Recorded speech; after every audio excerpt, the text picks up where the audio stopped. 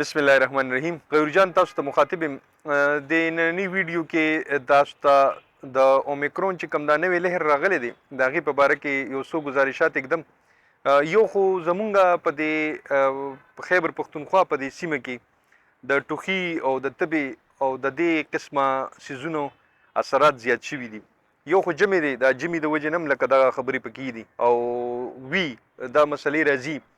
خو د اومیکرون چې کوم دا نوې لهر دی د هغې اوس چاینا والا هم وایي چې دا لهر راغلی دی او د دې پروټیکشن پکار دی. نو د دې ویډیو مقصد زما صرف او صرف دا دی چې کومو کسانو دا ویکسین نه دي کړي هغوی د خپل ویکسین وکړي، ځکه چې دا ویکسین چې کوم دی دا زمونږ د پروټیکشن لپاره حکومت کړي دي. که عمران خان په خپل حکومت کې کړي دي او که اوس دا حکومت دی، نو دې ټولو دی صرف او صرف د دقې دپاره دی چې زمونږ پروټیکشن وشي، زمونږ حفاظت وشي او مونږه د دغه لهرونو نه خدای پاک بچ کی.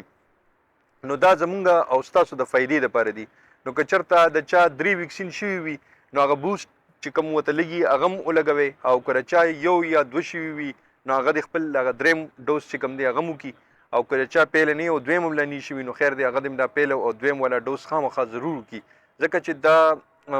د دې اومیکرون دا لهر چې کوم را روان دی دا وخت په وخت باندې بدلیږي را بدلیږي. د دې دا زما خیال دی چې دا 3م سټیج شو که دا اومیکرون والا دا داسې لهر کم راغی او دا اوس په مونږ باندې چې کوم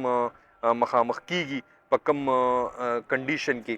لکه تبه وي مسلسل ورسره مری خرابتیا او ورسره د زکام یا د ټوخي علامات، او ټوخي علامات خو پکې خامخا وي. نو که داسې کنډیشن راځي نو خامخا د خپل ډاکټر سره مشوره کوئ، ځکه چې کاغه د اومیکرون معمولی شانتي جلې کم وي نو ډاکټران په دې باندې پیږي، د هغې سیمټمز وي خل د هغې خپل تاسو ته هغه نښې ښکاري. نو په دغه نښو باندې مونږ صرف او صرف په دغې وجه باندې دوکه کیږو چې یاره دا نښې به چې دی دا به زمونږ د عام زکام دي، د ټوخي دي، د تبې دي، او که نه دا د اومیکرون والا هغه نوې لهر چې کوم هغې ته مونږ دا مخامخ شوي یو او د هغې وجې نه مونږ بیمار شوي یو. نو د خپل صحت خیال ساتئ او په دې وخت کې دا د جمي د اثرات زیات وي او په دې کې دا په تیزوالي باندې د دې افیکټ کیږي. او بل دا چې لکه ماشومان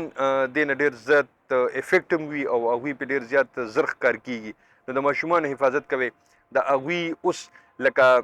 د جرابو خیال ساتل، د ټوپۍ خیال ساتل، د سویټر خیال ساتل، دا وله خامخا کوئ، ځکه چې را روان وخت چې کوم دی هغه د یخوالي طرف ته مونږ روان یو. جنوري او فروری هم یخه ده او د کرونا چې څونه مونږ ته لکه ایکسپرټس وو او هغوی به د کرونا په دوران کې دا کمې خبرې به چې کولې په هغې کې به دا مین خبره به هغوی خامخا کوله چې یاره د کرونا دا چې د دې کوم وایرس دي هغه په اوړي کې کمیږي، هغه په خپله ډیمیج کیږي، او چې کوم د جمي والا موسم وي نو په جمي کې هغه په خپله اوایل کیږي، په خپله زیاتیږي او د هغې افیکټ چې کوم وي هغه زیات وي. نو د ننني ویډیو مقصد صرف او صرف ستاسو د حفاظت لپاره او تاسو